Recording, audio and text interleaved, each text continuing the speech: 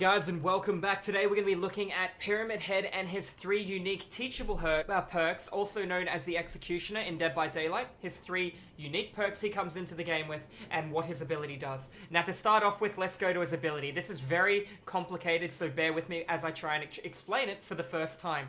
Okay?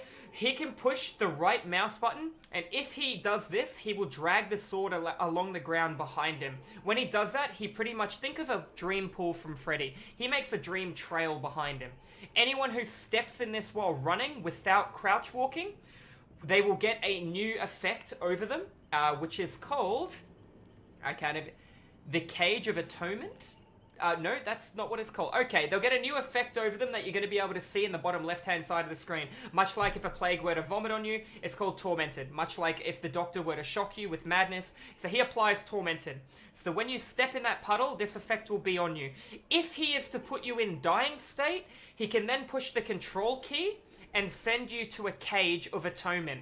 In the it's just like being on Hook. You are sent to a cage where a teammate needs to rescue you. You cannot Kobe or get out of the cage yourself. You then have to be saved. If the teammate were to save you with borrowed time, it does nothing. If you were to have Decisive Strike, it does nothing, because neither of them count as hook animations. So keep that in mind. Very powerful knowing that. If you are under the effect of the Torment, and you are downed, he can send you or take you to the hook. Every time he puts you in the cage counts the exact same as putting you on the hook. If you have been sent to the cage twice and he downs you a third time, he can then instantly kill you on your spot. Just like a Mori, except it is very fast. Alright, so keep that in mind. All he has to do is press the control key. That is only half of his ability. The other half of his ability is when he presses right mouse button, rather than dragging the sword along the ground, you can then left click, and that will allow you to swing your sword up, and kind of rubble comes out of the ground and damages people in front of you in a short straight line. Just like the Doctor's Madness, except this causes damage. It's a lot narrower and can go a little further as well with add-ons, but that's a good way to understand how it works. That's really all his ability and how to understand him. Okay, so he counters DS, he counters borrowed time, he counters unbreakable, so you can't slug. There's a lot of different ways that this killer is good. Keep in mind, if you are not under the effect of Tormented, he cannot put you in the cage. He has to hook you. You cannot be hooked twice and then caged twice. If you're hooked twice and and he has the effect on you, I'm pretty confident he could just kill you straight away. It doesn't mean you can have technically 4, 5 hooks. That's not how it works. Alright, now if we're going to have a little bit of a look at this new killer's abilities, alright? Bear with me while I try and explain these. These aren't fantastic. As opposed to how strong the new Survivor perks are, the killer perks aren't just that great. So let's have a bit of a look. Those who stand in the way of duty will suffer harsh judgment. Survivors who take a protection hit are infected with the broken status for 30 seconds. Broken means you cannot be healed. So keep that in mind. That means they just can't heal. They're just going to take the hit, and they can't medkit, or they can't use the new instant heals. It's not bad, but it's not great. To get a protection hit to activate is very difficult. The killer has to be in chase with an injured target and then hit you, therefore coming in for a body block. I personally don't think it's a fantastic perk. I think it is one of the weaker perks in Dead by Daylight, believe it or not. What is the next perk?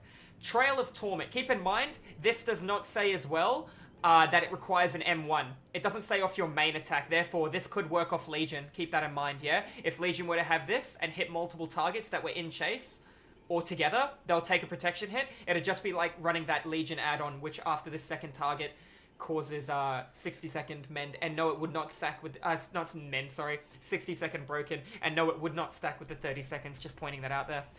Trail of Torment. After kicking a generator, you become undetectable for 15 seconds. However, the generator glows yellow for all survivors.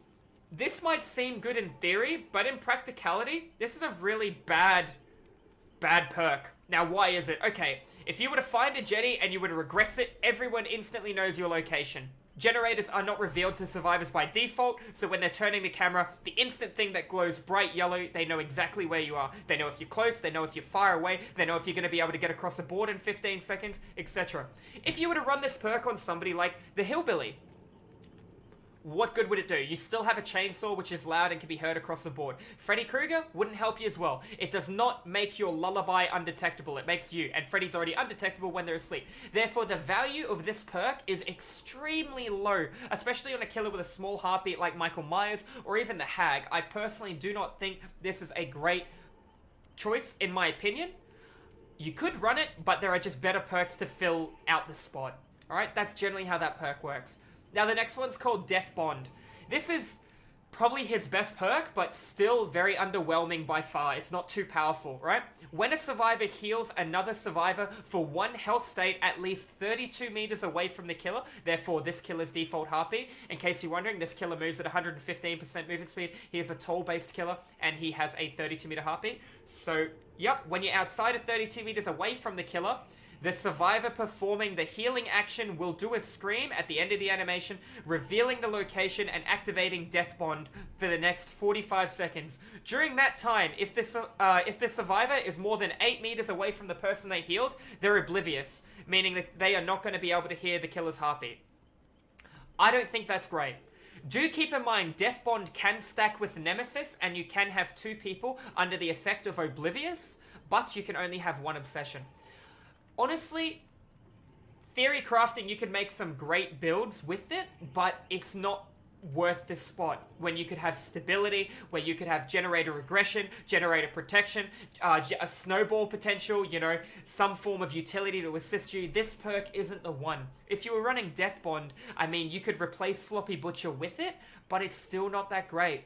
It's still a very painful perk to run. So if you misunderstood it, I'll go through it one more time. When a survivor heals another survivor for 1 health state, at least 32 meters away from the killer, so outside of the killer's heartbeat. If you are to lower your heartbeat by modern abuse, it would not affect Deathbound, just so you know. The survivor performing the heal action will scream, therefore Madness, Tear Up, or Infectious Fright, that kind of scream animation, revealing their location and activating Deathbound for the next 45 seconds. During that 45 seconds, the survivor will suffer from the oblivious status effect when they are more than 8 meters away from that person. So they have to stay beside the person they healed, not to be oblivious. So they have to run as a pair. Therefore, they can stack on gems. They can do all kinds of things to destroy generators. Remember, it takes 47.5 seconds to do a generator. Yet again, I think these perks are underwhelming. The killer's pretty strong. The killer's a little complicated to understand, but he is a real hoot. He has some pretty cool add-ons, such as this one right here, obviously an ultra rare. When sending a survivor to a cage of atonement, the auras of all other survivors will be revealed. That's pretty cool, as long as they're suffering torment. Okay, if they're not suffering torment, they won't be revealed. How do you force a survivor to suffer torment? You need to drag the blade along the ground and have a survivor walk through that area, or run through the area, but not crouch walk through it. If they don't do that, then this won't activate. So do keep in mind, it is similar to the plague in an aspect, but the plague can vomit on you while you're on the ground or on the hook to make you sick. You cannot drag the trail through a survivor on the ground to force him to get the stack. That does not work.